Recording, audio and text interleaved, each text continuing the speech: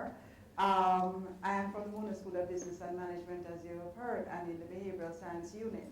And a few months ago, we conceived that it would be really important for our students to understand where are we going with this hub and what are the implications in terms of the human side of the hub.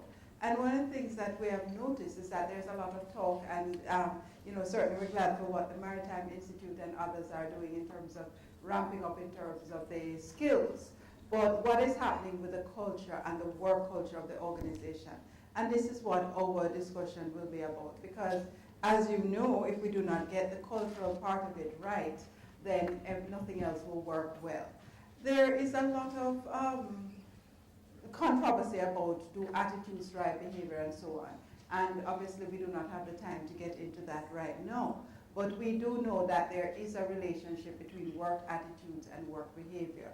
So with that in mind, I want to tell you briefly about 3 studies that have been done. And I was just saying to my colleague, Noel Cowell, who co-wrote the paper with me, he's back there, that his work was done in 1989, and we certainly need an update right now, because even the Carter work is based on work that was done a lot earlier than that date of 1997. But these 3 studies are very informative in what the work culture is about, and we wonder whether there's been any significant change. Stone, writing in 1982, determined that the majority of Jamaican workers were dissatisfied with their jobs, did not see the workplace as a good place to be, and that they were unhappy with the type of consultation that they got. Carter's work looked and determined that work attitude was a major problem, and that the work behaviors that people were exhibiting were not at all related to what would create a productive environment. When we look at motivation, fascinating that 3/4 of the workforce were demotivated. Think of that, 3 in 4 people were demotivated, and 22%, almost a quarter of those were what he called chronically demotivated, to the point that he called them organizational vegetables. So clearly these workers do not like their jobs. He also determined that they lack confidence in management and that they thought the communication in their workplace was very poor.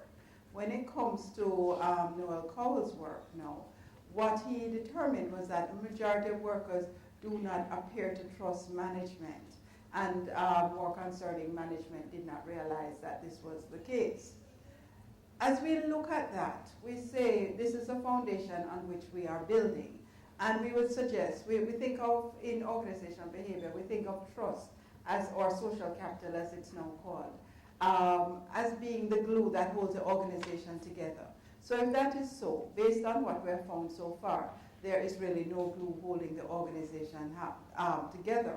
Now, as you heard this morning, we are introducing a really complex set of situations, and there's no need here to go through what globalization represents. We're all familiar with that.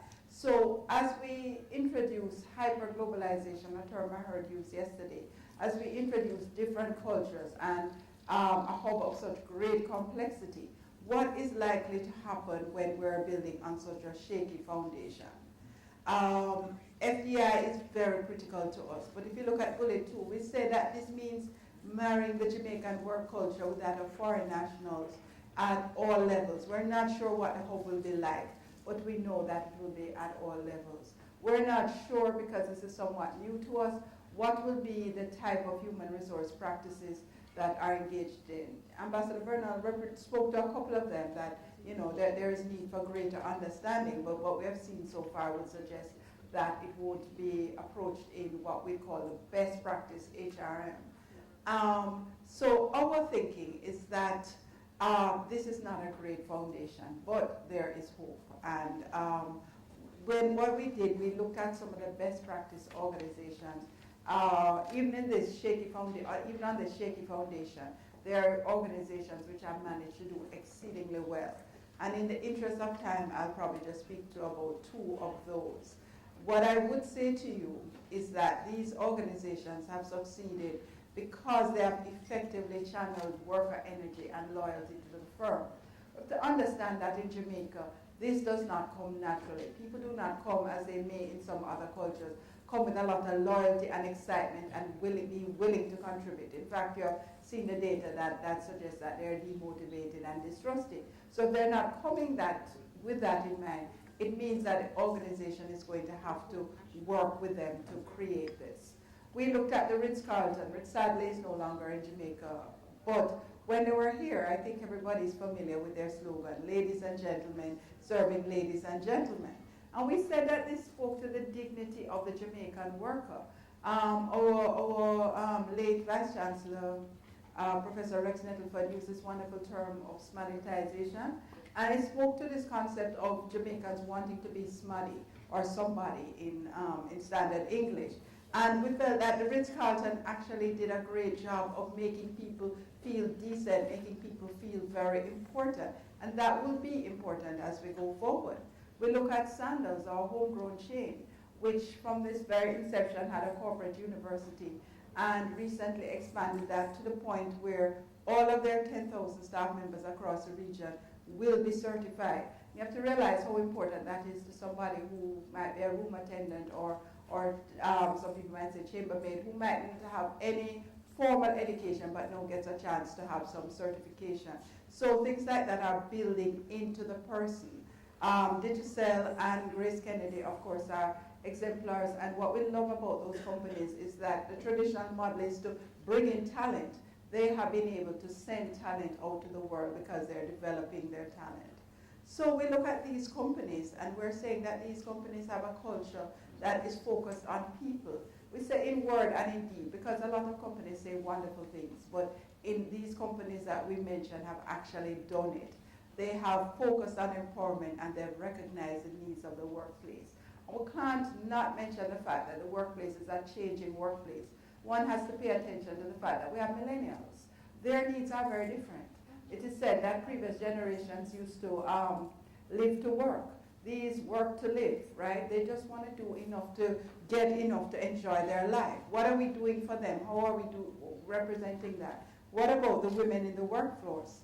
70% of people graduating from tertiary institutions are female. They're going to have a different set of needs. So what do we need to do?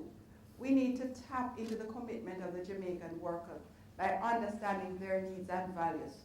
And sadly, one of the things that we have said is that there is not a lot of research. I mentioned that. We have done research perhaps in 15 years on these needs and values. So we're going to have to go ahead and focus on it.